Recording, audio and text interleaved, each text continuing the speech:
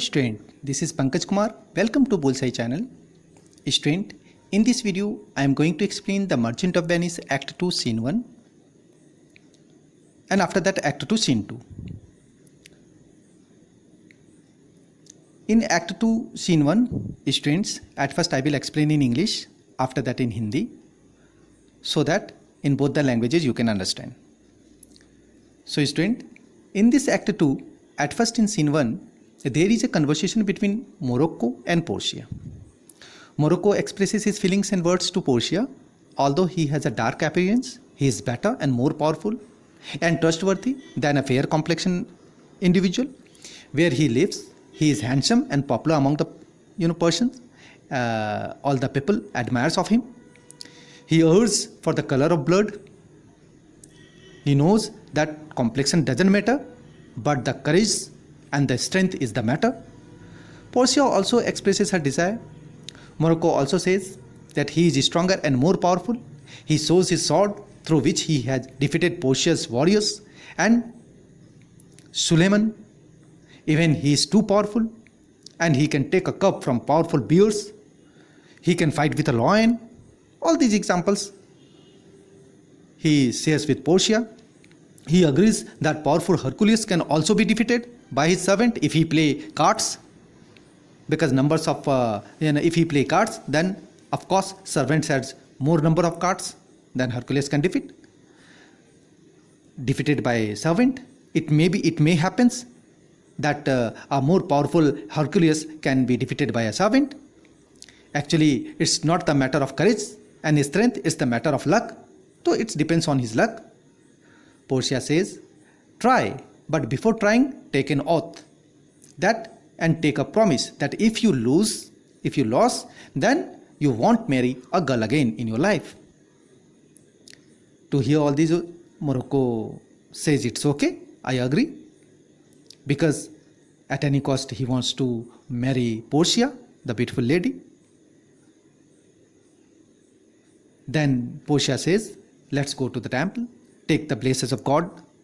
But Morocco internally feels and says that it would be blessed or curse, I don't know, but it depends on my luck. I need to choose my casket, either it is gold, silver or lead. After this conversation, Act 2 Scene 1 ends. In Hindi student, Act 2 Scene 1 में Morocco और Portia के बीच संवाद होता है.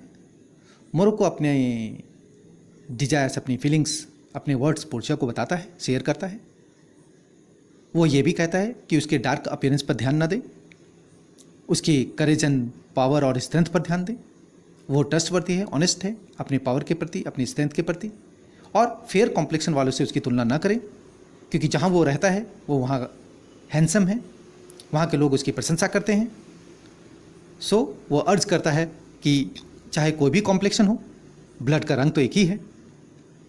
और जहाँ तक courage and strength की बात है, वो फेयर कॉम्प्लेक्शन से ज़्यादा ताकत रखता है. पोर्शिया उसके वर्ड्स की प्रशंसा करती है, वो अपनी इच्छा भी रखती है और मोरक्को उसकी इच्छा का सम्मान करता है, क्योंकि मोरक्को को इस ब्यूटीफुल लेडी से कास्केट चूज़ करने के बाद शादी करने की पूरी इच्छा है. मोरक्को ये भी कहता है कि वो स्ट्रॉन्गर है, मोर पावरफुल है.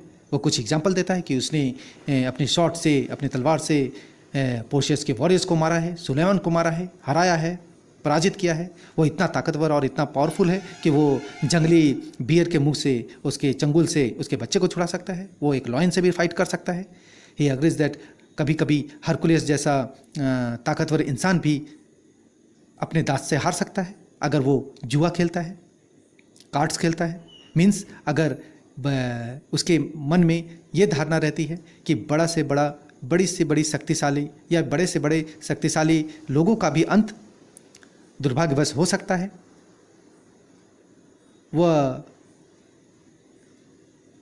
इस कास्केट चूज़ करने की चीज़ को लक से जोड़ता है, भाग्य से जोड़ता है, कि दुर्भाग्यवश एक स्ट्रॉन्ग एंड पावरफुल आदमी भी डिफीट हो सकता है, पराजित हो सकता है.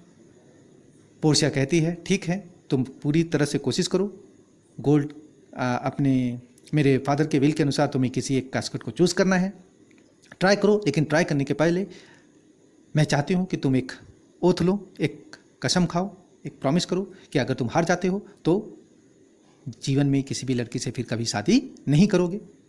मोरक्को ब्यूटीफुल लेडी की बात मानता है, बोलता मैं अग्री हूँ, राजी हूँ। फिर पोर्शिया कहती है कि ठीक है, अब गॉड से आशीर्वाद ले लो और कास्केट चुनने की प्रक्रिया पे आगे बढ़ो। मोरक्को कहता है हाँ, आशीर्वाद का क्या है, ये मेरे लिए आशीर्वाद है या अभिशाप है ये मैं नहीं जानता।